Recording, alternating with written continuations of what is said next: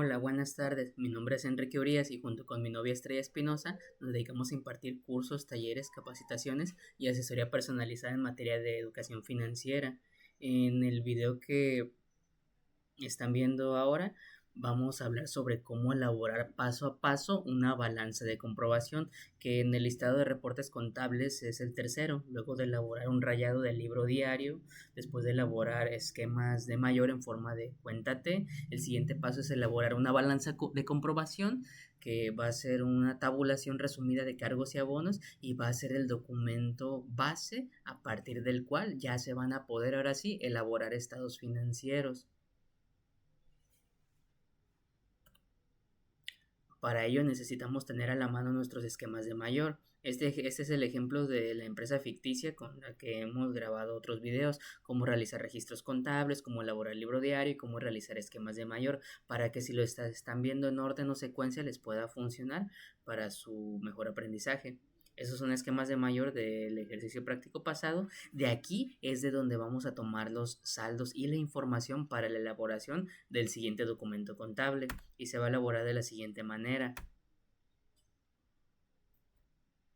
Primero, en el encabezado va a ir el nombre de la empresa, en este caso Papelería Espinosa SDRL DCV.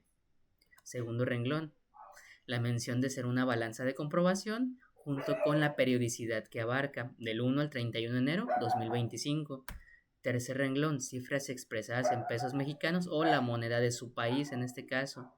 Esta expresión de cifras expresadas en pesos mexicanos puede variar un poquito. Si manejan miles de pesos, millones de pesos o miles de millones de pesos, también lo pueden redactar en este tercer renglón. Este va a ser el formato que vamos a utilizar. 5 columnas, una para las cuentas contables o conceptos, 4 columnas para números. La columna 2 y 3 va a ser para el total de cargos y total de abonos. Columna 4 y 5 va a ser para saldo final. Y se va a llevar a cabo de esta manera. Dejé espacio en blanco en la imagen por lo siguiente, miren. Así es como se van a poner las cuentas contables. Van a ir en orden. ¿Qué orden? El orden en el que se expresan en el documento denominado lista o catálogo de cuentas, del que más adelante vamos a hablar en próximos videos o clases. Aquí van a ir por orden. Los activos va a ir en orden dependiendo qué tan rápido va a ser su conversión a efectivo. Los pasivos en base a su exigibilidad de pago. Y los capitales también. Aquí puse todo vacío.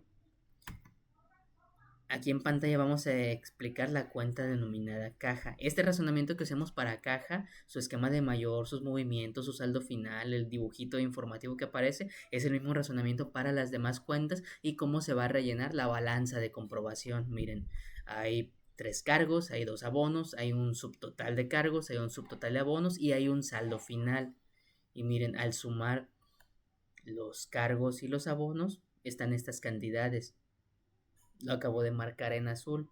Los 3 cargos en caja o entradas suman o dan como resultado 142,200 pesos y las salidas de caja o abonos dan 136,500. Y observen bien, estos datos que están coloreados en azul, que son total de cargos, total de abonos, se van a poner ahí en el renglón de caja, en las columnas de movimientos para cargos y abonos o las primeras 2 columnas para cantidades numéricas. Así se van a poner. Y el saldo final, que en otro video habíamos explicado, que se determina restando las cifras en color azul y se pone abajo su saldo final en los espacios en verde, se va a poner la cantidad del lado de la cifra mayor, que en este caso como 142,000 es mayor que 136,500, el resultado de 5,700 va a ir del lado de la izquierda. Y el saldo solamente va a ser de un lado, o a la izquierda o a la derecha, no en ambos. Y eso que puse en verde se va a notar aquí en la balanza de comprobación. Entonces, si se fijan, los últimos 4 valores numéricos de mi esquema de mayor es lo que se va a poner en la balanza de comprobación. Columnas 2 y 3, subtotales. Columnas 4 y 5, cantidad final o saldo. Ese mismo razonamiento se va a utilizar para los demás renglones. Miren, en el caso de bancos, tenemos nuestro esquema de mayor, nuestros cargos, abonos, subtotales y saldo final. Y miren, el total de entradas y de salidas, ahí, en la balanza de comprobación en donde está coloreado en azul. Saldo final, de ese lado. Así se va a hacer para todas las cuentas contables que conforman nuestros esquemas de mayor. Y por orden, primero tenemos los enunciados o las facturas y contratos del negocio, luego elaboramos un rayado del libro diario, luego esquemas de mayor y ahora sí esta balanza de comprobación. Miren, para el caso de la mercancía, mismo razonamiento. Suma de cargos y abonos, ahí. Saldos finales, en ese apartado. En el dado caso de clientes, sería igual. Ya para las demás cuentas contables voy a ser más breve porque va a ser repetición de lo mismo para que el video no dure tanto también. Miren, total de entradas de clientes, total de salidas de clientes, saldo final. Para mobiliario y equipo, solo hubo un movimiento y ese único movimiento pasa a ser la suma total de cargos y por ende pasa a ser el saldo final. Ignoren el hecho de que los muebles tienen cara en esta imagen. Equipo de cómputo igual, un solo movimiento representa la suma de cargos, representa también el saldo final.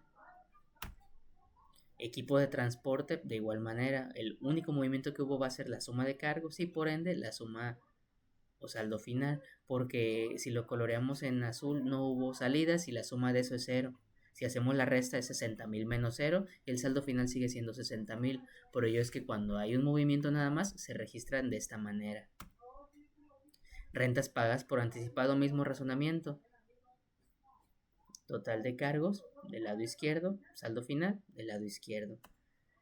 Proveedores, hubo un registro en proveedores, hubo 2 cancelaciones de proveedores y aquí tenemos sus saldos. Si se fijan, proveedores es la primera cifra que empieza a aparecer su saldo del lado derecho, porque es 20.000 mayor que 10.500.